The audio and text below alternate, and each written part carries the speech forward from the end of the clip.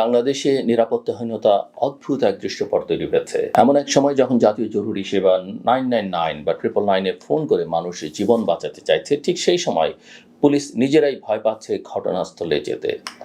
আদাবরের ঘটনাটা বেশ প্রতীকী। রাত 10:30টার দিকে শ্যামলী হাউজিংয়ের এক যুবককে আটকে রাখার খবর পেয়ে 4 সদস্যের একটি দল ছুটে গেল। আর সেখানে 8 থেকে 10 জনের মব হামলা, কনস্টেবল আলামিন দায়ের কোপে জখম, পুলিশ ভ্যান ভাঙচুর। একটি ঘটনার অভিজ্ঞতা পুরো বাহিনীর বুকে ঢুকে গেছে। ডিএমপির কর্মকর্তারা এখন খোলামেলা বলছেন, আমাদের ভেতরে ভয় ঢুকে গেছে। জরুরি কল মানেই যে ঝুঁকির আধার, সেই বোধ তাদেরকে আটকে দিচ্ছে। কখনো ঘটনাস্থলে যেতে দেরি, কখনো আবার একেবারেই না যাওয়া। নরসিংদীর শিবপুর বা গাইবান্ধার সাগাটার উদাহরণগুলো দেখিয়ে দিচ্ছে রাষ্ট্রীয় সেবা আর নাগরিকের আস্থা দুটোই খসে পড়ছে।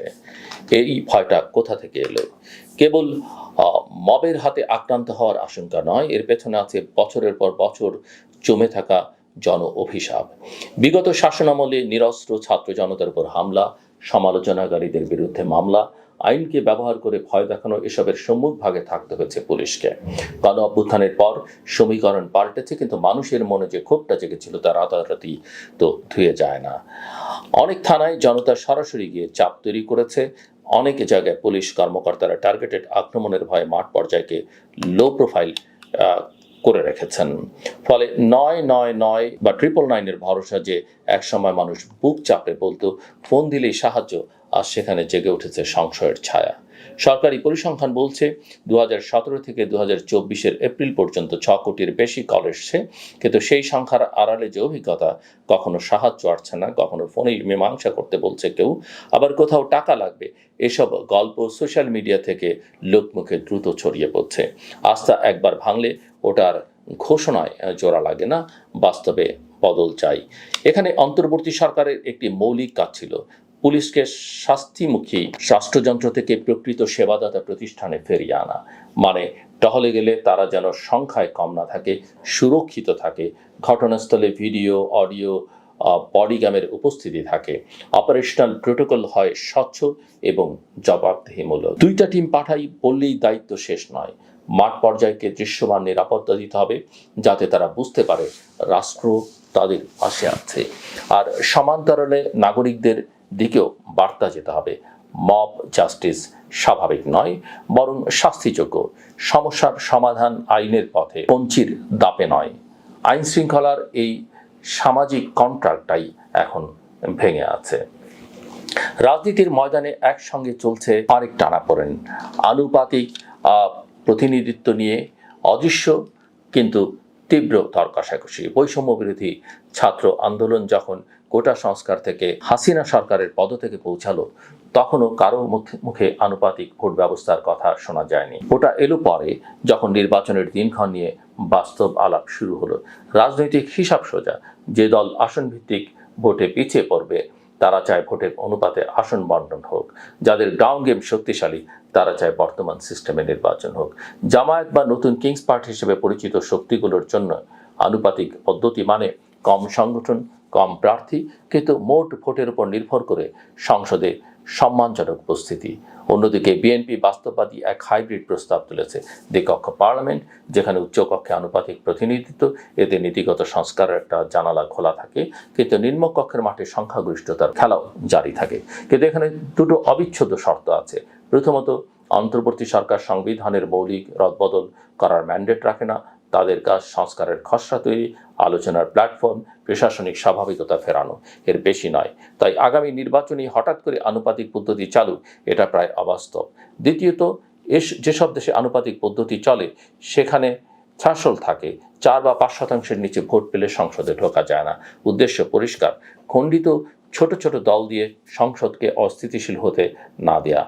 বাংলাদেশে যদি থ্রেশহোল্ড ছাড়া পিওর আনুপাতিক পদ্ধতি চালু হয়, তাহলে 2-3% ভোট পাওয়া দলগুলো আসন চাইবে, আর শুরু হবে হর্স ট্রেডিং, দামি সস্তা এমপি কেনা বেচা, জোট ভাঙা গড়া, টেকসই সরকার গঠনে অনিশ্চয়তা।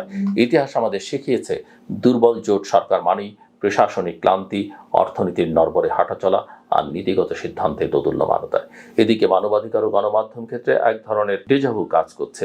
SAHR এর পর্যবেক্ষণ বলছে, নারী ও সংখ্যালঘুদের নিরাপত্তা সংকট বেদনাদায়কভাবে বেড়েছে। মব হিংসা আর প্রতিহিংসামূলক আক্রমণ নতুন স্বাভাবিক হয়ে যাচ্ছে।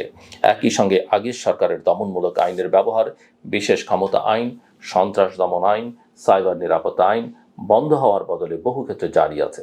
সম্পাদক পরিষদের বক্তব্য তাই, AI জেনারেটেড বলে একটি বিতর্কিত পুলিশ ছবিকে উড়িয়ে দেয়া বা DRU-তে মব ঢুকিয়ে অনুষ্ঠান ভণ্ডুল করা কিংবা পুরনো ধাঁচে মিডিয়া সেফটি আইন এগোনোর চেষ্টা, সব মিলিয়ে আগে স্বৈরাচারী রাজত্বেরই বা মনস্তত্ত্বেরই পুনরাবৃত্তি মনে করায়। মানুষ ভেবেছিল বদলের পর আইন হবে নিরপেক্ষ, যার অপরাধ তার শাস্তি। ঘটনাগুলো তাদের সন্দেহ বাড়াচ্ছে যে কেবল রং বদলেছে, রীতির বদল হয়নি। এই সংকটের কেন্দ্রবিন্দুতে আছে আস্থা, পুলিশের নিজের উপর আস্থা, রাষ্ট্রের উপর নাগরিকের আস্থা আর রাজনৈতিক নেতৃত্বের উপর সম্মিলিত আস্থা। আস্থা ফেরানোর কাজটা বড় ঘোষণায় নয়, ছোট ছোট প্রাত্যহিক পরিবর্তনে। 999-এ ফোন দিয়ে কেউ সাহায্য চাইলে রেসপন্স টাইম, টিম এবং তার size, body cam footage, operational report সবই হতে হবে স্বচ্ছ এবং অডিটেবল। দুর্নীতির অভিযোগ উঠলে ইউনিট বাই ইউনিট তদন্তে দৃষ্টান্তমূলক ব্যবস্থা দিতে হবে, যাতে পরের বার ঘুষ চাইতে কেউ 10 বার ভাবে। মাঠ পর্যায়কে রিস্ক শেয়ারিং মেকানিজম দিতে হবে। যে অফিসার ঝুঁকি নিয়ে এগুলেন তাকে আইনি ও প্রশাসনিক সুরক্ষা নিশ্চিত করতে হবে। আর নাগরিক পক্ষকেও কুইক রেসপন্স উইটনেস প্ল্যাটফর্ম চাই। ফোনে শুধু অভিযোগ নয়, ভিডিও প্রমাণ নিরাপদে আপলোডের নিশ্চয়তা।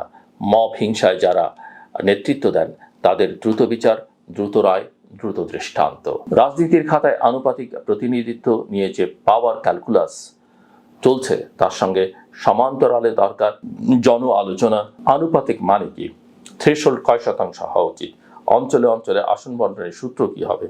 জোট রাজনীতির নৈতিক সীমা কোথায়? এই প্রশ্নগুলোকে পার্টি অফিসের বোর্ডরুমের আটকে রাখলে চলবে না। বিশ্ববিদ্যালয়, সংবাদ মাধ্যম, সিভিল সোসাইটি সব জায়গায় চুক্তির ভাষায় এগুলো খুলে বলা দরকার। গণভোটের কথাও টেবিলে রাখা যেতে পারে, কিন্তু গণভোট মানে হ্যাঁ বা নার আবেগী রায় নয়। তার আগে প্রয়োজন জনশিক্ষা, বিশ্বস্ত তথ্য, নিরপেক্ষ মডেলিং। শেষ কথা, বাংলাদেশ এই মুহূর্তে দ্বিমুখী সংকটে। একদিকে পুলিশ ভয় পঙ্গু, অন্যদিকে দলগুলো নিজেদের সুবিধার অঙ্ক কষতে ব্যস্ত। এর মধ্যে সাধারণ মানুষ রাস্তায় নিরাপত্তা পাচ্ছে না, আবার ভোটের খাতায়ও তারা কেবল পরিসংখ্যান। যদি সত্যি আমরা বদলের স্বপ্ন দেখি, তাহলে প্রথম কাজটি আস্থা পুনর্গঠন। পুলিশকে সুরক্ষা সামর্থ্য দিন, আইনকে সমানভাবে চলতে দিন, গণমাধ্যমকে নিঃশ্বাস নিতে দিন, আর রাজনীতিকে জনতার বোধগম্য ভাষায় কথা বলতে বাধ্য করুন। নির্বাচন হোক সময় মতো, নিয়ম মাফিক, স্বচ্ছ প্রক্রিয়ায়। অনুপাতিকের জটিল অঙ্ক যতই থাকুক, রাষ্ট্রের সহজ সমীকরণটা কিন্তু পরিষ্কার। ঐকান্তিক নিরাপত্তা, কার্যকর সেবা আর গণম্যান্ডেটের প্রতি শ্রদ্ধা। এগুলো ঠিক হলেই বাকিগুলো সোজা হয়ে যায়, আর এগুলো ব্যর্থ হলেই ইতিহাস উল্টো দিকে হাঁটা শুরু করে। আমার কথা শুনবার জন্য আপনাদের অসংখ্য ধন্যবাদ। আপনাদের সবার জন্য শুভকামনা।